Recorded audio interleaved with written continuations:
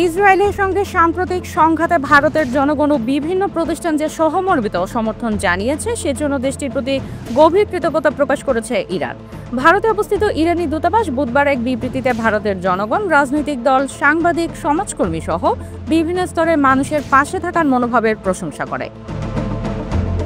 ভারতীয় সংবাদ সংস্থা ANI এর বরাতে এনডিটিভি জানায়, সোশ্যাল মিডিয়া প্ল্যাটফর্ম এক্সে প্রকাশিত ওই বিবৃতিতে ইরানি দূতাবাস বলেছে, ইসরায়েলের বর্বর হামলার সময় ভারতের জনগণ ও নানা পেশার মানুষের প্রকাশ্য বিবৃতি, শান্তিপূর্ণ সমাবেশে অংশগ্রহণ এবং নৈতিক সমর্থন ইরানি জনগণের জন্য একটি বড় উৎসাহ ছিল।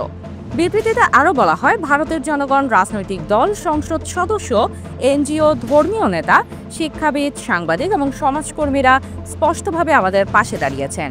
এই আন্তরিক সহানুভূতি প্রমাণ করে যে বিশ্ব মানবতার বিবেক এখনও জাগ্রত এবং তারা ন্যায় বিচার ও আন্তর্জাতিক আইনের প্রতি অঙ্গীকারবদ্ধ। ইরানি দূতাবাস ভারত ইরান সম্পর্কের ঐতিহাসিক ও সাংস্কৃতিক বন্ধনের দিকও তুলে ধরে বলেছে, এই সংহতি শুধু রাজনৈতিক অবস্থানের প্রকাশ নয়, এটি আন্তর্জাতিক ন্যায় বিচার, শান্তি ও আইনের প্রতি সম্মান প্রদর্শনের একটি গুরুত্বপূর্ণ বার্তা।